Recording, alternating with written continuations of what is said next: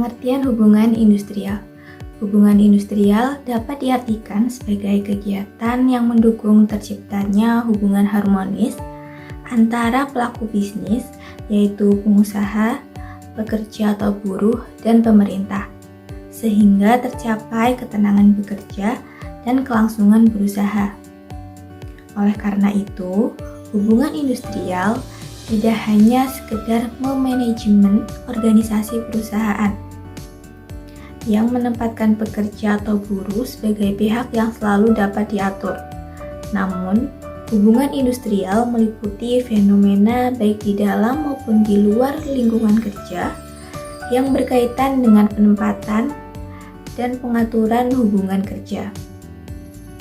Menurut Subianto, hubungan ketenaga kerjaan atau industrial atau hubungan perburuan pada hakikatnya merupakan hubungan antar pihak-pihak terkait dengan pihak yang berkepentingan, yaitu antara pekerja atau buruh dan pengusaha atau majikannya, serta organisasi buruh seperti serikat pekerja dan organisasi pengusaha. Untuk yang selanjutnya, saya akan menjelaskan tentang ruang lingkup dalam hubungan industrial. Untuk yang pertama, yaitu terdapat ruang lingkup cakupan. Ruang lingkup cakupan di sini merupakan prinsip-prinsip dalam hubungan industrial yang mencakup seluruh tempat-tempat kerja di mana para pekerja atau buruh dan pengusaha itu bekerja sama dalam hubungan kerja untuk mencapai tujuan usahanya. Yang dimaksud hubungan kerja di sini merupakan hubungan berdasarkan perjanjian kerja yang memiliki unsur upah, perintah, dan pekerjaan. Untuk yang kedua yaitu ruang lingkup fungsi. Ruang lingkup fungsi di sini memiliki 3 fungsi utama, yakni dari sisi pemerintah. Sisi pemerintah ini berfungsi untuk menetapkan kebijakan, memberikan pelayanan, melaksanakan pengawasan, dan melakukan penindakan terhadap pelanggaran peraturan undang-undang ketenagakerjaan yang berlaku. Untuk yang kedua yaitu dari sisi pekerja atau serikat pekerja. Sisi ini berfungsi agar dapat menjalankan pekerjaan sesuai kewajibannya, dapat menjaga ketertiban demi kelangsungan produksi, mengembangkan keterampilan dan keahlian. Untuk yang ketiga yaitu sisi dari pihak pengusaha yang berfungsi untuk menciptakan kemitraan, mengembangkan usaha, memperluas lapangan kerja, dan memberikan kesejahteraan pekerja atau buruh secara terbuka. Untuk ruang lingkup yang ketiga yaitu ruang lingkup masalah. Ruang lingkup masalah ini adalah seluruh permasalahan yang berkaitan langsung maupun tidak langsung dengan hubungan antara pekerja atau buruh, pengusaha, dan pemerintah. Nah, di sini di dalamnya termasuk masalah-masalah yang terkait syarat-syarat kerja, pengupahan, jam kerja, jaminan sosial, dan keselamatan kerja, dan masih banyak lagi yang terkait perselisihan hubungan industrial. Untuk ruang lingkup yang keempat ini yaitu ruang lingkup ketenagakerjaan peraturan perundang-undangan. Untuk ruang lingkup ini meliputi hukum material seperti Undang-Undang Ketenagakerjaan, Perjanjian Kerja Bersama, Peraturan Perusahaan, dan Perjanjian Kerja, serta hukum formal. Pembahasan selanjutnya yaitu mengenai teori-teori dalam hubungan industrial. Teori-teori dalam hubungan industrial dalam pembahasan kami ada 5. Yang pertama, teori kemakmuran umum. Teori ini memahami bahwa serikat buruh merupakan elemen vital atau komponen penting bagi bangsa. Teori ini cenderung mengarah pada pemahaman bahwa apa yang baik bagi pekerja, baik pula untuk kepentingan bangsa. Upah tenaga kerja yang tinggi merupakan sumber tenaga beli yang mendorong dan memperkuat pertumbuhan ekonomi. Teori yang kedua yaitu merupakan teori labor marketing. Teori ini melihat bahwa kondisi di tempat bekerja ditentukan oleh kekuatan dan pengaruh pekerja di pasar dengan tenaga kerja. Manakala persediaan tenaga kerja lebih besar dari permintaan, maka harga tenaga kerja akan murah. Begitu juga sebaliknya.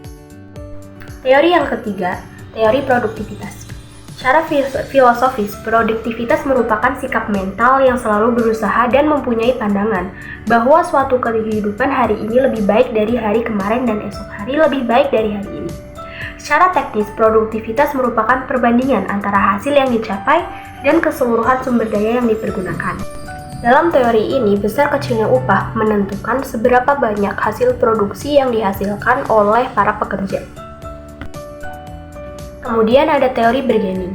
Teori ini menyatakan bahwa tingkat upah pekerja di tingkat pasar tenaga kerja sangat dipengaruhi oleh kekuatan ekonomi yang berlawanan dari pekerja dan majikan. Apabila buruh meningkatkan ekonominya dengan cara bertindak bersama-sama melalui serikat pekerja sebagai bargaining agent, maka mereka dapat meningkatkan upah mereka. Sebaliknya, apabila mereka tidak dapat melakukannya, maka secara otomatis tidak meningkat pula upahnya. Kemudian yang kelima ada teori oposisi loyal terhadap manajemen. Teori ini meyakini bahwa dalam konsepsi serikat pekerja, fungsi manajemen adalah mengelola, sedangkan serikat pekerja mempunyai tanggung jawab pengawasan dan pengendalian atas kualitas manajemen. Dengan tanggung jawab ini, manajemen dipaksa untuk selalu berusaha bekerja sebaik mungkin, terutama bidang penggunaan tenaga kerja. Namun, teori ini tidak mensyaratkan serikat pekerja atau serikat buruh sebagai manajer. Bahkan justru menganjurkan serikat pekerja atau serikat buruh menolak tanggung jawab atas manajemen. Oke, di sini saya akan menjelaskan mengenai tujuan yang ingin dicapai dari hubungan industrial atau industrial relation adalah terciptanya suatu kondisi industrial peace atau kondisi kesejahteraan bersama antara pekerja dan pengusaha. Jadi pengusaha ini didorong untuk memperlakukan pekerjanya secara manusiawi dan dengan menekankan kemitraan yang sejajar, dan pekerja didorong untuk menumbuhkan rasa ikut memiliki dan mendukung keberlangsungan suatu perusahaan seperti itu. Nah, karena tujuan ini saling berkaitan, maka peningkatan produktivitas berawal dari kualitas yang baik dari kinerja para pekerja atau buruh tersebut. Nah, sementara itu kesejahteraan pekerja atau buruh hanya mungkin akan terpenuhi apabila produktivitas dalam bekerja dapat mencapai suatu target atau suatu tingkat tertentu yang diinginkan oleh pengusaha, sehingga dapat dilihat bahwa terdapat adanya hubungan timbal balik dan saling membutuhkan untuk mencapai harapan suatu kesejahteraan oleh masing-masing pihak, sehingga menjaga dan menciptakan suatu hubungan dan komunikasi yang baik antar pihak dalam perusahaan merupakan hal yang sangat penting seperti itu. Nah, di dalam hubungan industrial atau industrial relation terdapat tiga pihak yang terlibat, yaitu pengusaha, pekerja atau buruh, dan pemerintah. Nah, dari ketiga pihak tersebut ini harus saling bekerja sama untuk menjelaskan hak-hak dan kewajiban yang harus dipenuhi oleh pengusaha dan pekerja dengan dimediasi oleh pemerintah sebagai regulator yang menyediakan payung hukum dan landasan hukum melalui undang-undang dan regulasi lainnya atau kebijakan-kebijakan pemerintah lainnya seperti itu. Nah, semua tujuan tadi berkisar pada hal tersebut. Nah, menurut Mr. Kirkcaldy telah membuat daftar 4 tujuan hubungan industrial, yaitu yang pertama, memperbaiki kondisi ekonomi tenaga kerja dalam kondisi manajemen industri dan politik pemerintahan yang ada. Selanjutnya, mengontrol industri oleh negara untuk mengatur produksi dan hubungan industrial. Selanjutnya, sosialisasi atau nasionalisasi industri yang menjadikan negara sebagai pemberi pekerja atau pemberi kerja seperti itu. Yang selanjutnya, menyerahkan hak milik industri kepada pekerja. Nah, dia mengatakan keadaan hubungan industrial di suatu negara terkait erat dengan bentuk pemerintahan politiknya, dan tujuan organisasi industri dapat berubah dari tujuan ekonomi ke tujuan politik seperti itu. Oke, baik. Di sini saya akan menjelaskan mengenai sarana-sarana dalam hubungan industrial. Oke, dalam hubungan industrial terdapat sarana-sarana yang dapat mendukung hubungan industrial tersebut. Oke, yang pertama mengenai lembaga kerjasama atau LKS Bipartit. Nah, lembaga kerjasama LKS Bipartit ini diartikan sebagai suatu badan tingkat usaha atau unit produksi yang dibentuk oleh pekerja atau buruh dan pengusaha serta sebagai salah satu sarana dalam hubungan industrial atau industrial relation. Nah, sebagai sarana komunikasi dalam membahas berbagai permasalahan hubungan industrial atau industrial relation yang timbul di perusahaan, sehingga dapat dihindarkan sebagai perselisihan yang berakibat kurang harmonisnya hubungan antara pekerja atau buruh dan pengusaha. Selanjutnya kerjasama pekerja, buruh, pengusaha dimaknai sebagai suatu keadaan dari hubungan pekerja atau buruh dan manajemen yang bekerja bahu-membahu untuk mencapai sebuah tujuan tertentu dengan menggunakan cara yang bisa diterima oleh kedua belah pihak, seperti melalui berbagai informasi, diskusi, konsultasi, negosiasi, dan bentuk prosedur lainnya gitu, yang disepakati oleh kedua belah pihak seperti itu. Nah, kerjasama tersebut biasanya dioperasikan melalui pembentukan lembaga bersama, seperti lembaga pekerja manajemen atau komite, terus dewan pekerja manajemen, atau forum pekerja manajemen, atau organisasi perburuhan seperti itu.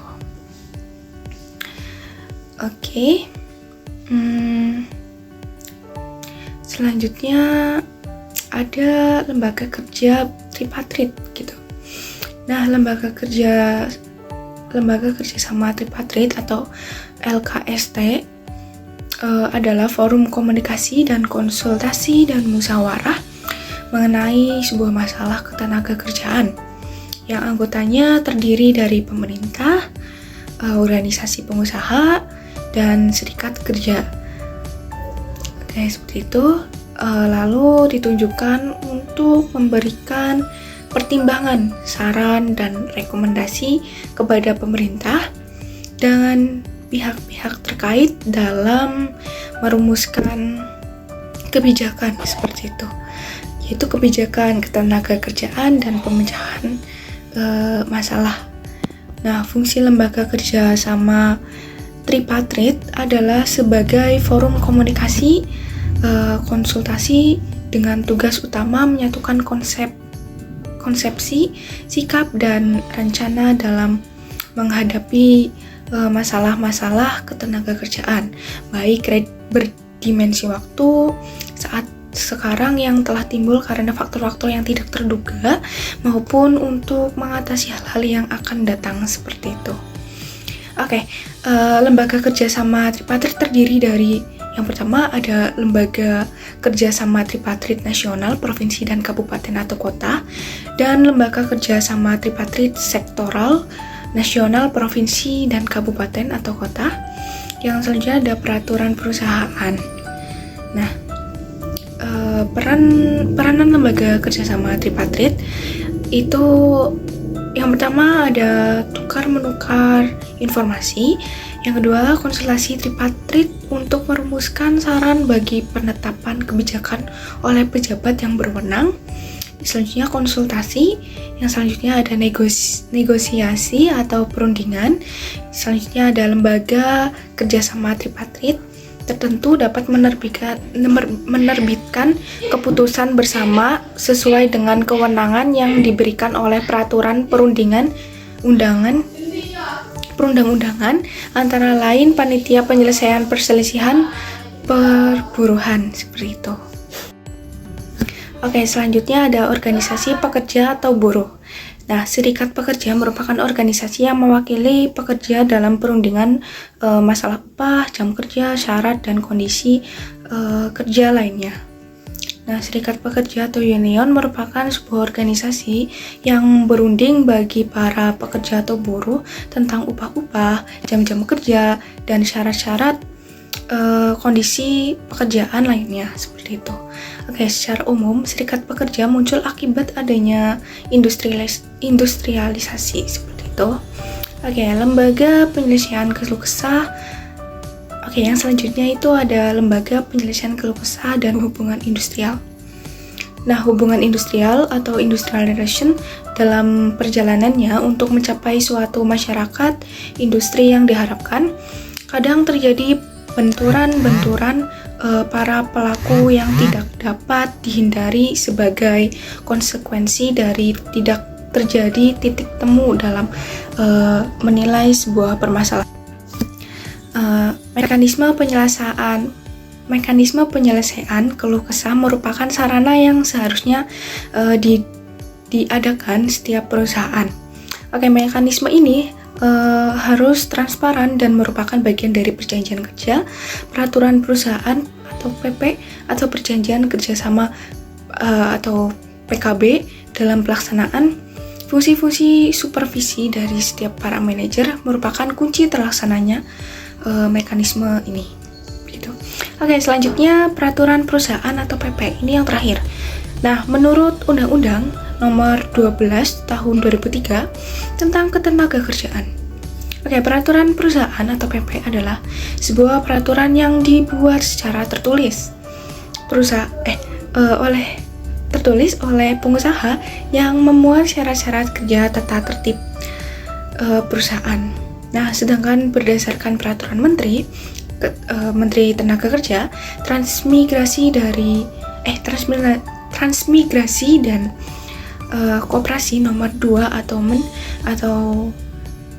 1976 dikatakan bahwa peraturan perusahaan adalah suatu peraturan yang dibuat oleh pemimpin perusahaan yang memuat ketentuan-ketentuan tentang syarat-syarat kerja yang berlaku dalam perusahaan yang bersangkutan dan semua tata tertib perusahaan. Mungkin itu saja penjelasan dari saya mengenai sarana-sarana dalam hubungan industrial. Kemudian ada hak-hak yang harus didapat oleh karyawan atau pekerja. Yang pertama itu ada hak pendapatan. Hak pendapatan terdiri dari 3, yaitu gaji yang merupakan penghasilan yang layak sesuai dengan ketentuan yang berlaku. Kemudian ada kenaikan pangkat, kemudian ada cuti. Cuti merupakan hak mendapatkan istirahat atas lamanya kerja yang telah ditentukan oleh peraturan yang berlaku. Lalu kemudian ada hak perlindungan. Berbagai macam hak perlindungan, yaitu yang pertama ada perlindungan moral, perlindungan hukum, perlindungan profesi, perlindungan kesehatan, serta perlindungan keselamatan kerja. Kemudian yang ketiga ada pengembangan. Pengembangan merupakan upaya berkelanjutan untuk meningkatkan kompetensi karyawan dan kinerja organisasi atau perusahaan. Bentuknya bisa berupa pelatihan, yaitu aktivitas-aktivitas yang dirancang untuk memberikan pengetahuan dan keterampilan yang dibutuhkan untuk pekerjaan mereka saat ini. Kemudian terdapat tata caranya untuk menyelesaikan perselisihan dalam hubungan industrial, yakni yang pertama dengan melalui perundingan bipartit, yang kedua melalui mediasi, melalui konsiliasi, melalui arbitrase, dan yang terakhir melalui pengadilan hubungan industrial. Untuk yang pertama yaitu dengan melalui perundingan bipartit. Perundingan bipartit ini merupakan perundingan secara musyawarah untuk mencapai mufakat. Penyelesaian ini harus diselesaikan paling lama 30 hari kerja sejak perundingan pertama dilaksanakan. Kemudian yaitu melalui mediasi. Mediasi ini yaitu musyawarah yang ditengahi oleh seseorang atau lebih mediator yang netral.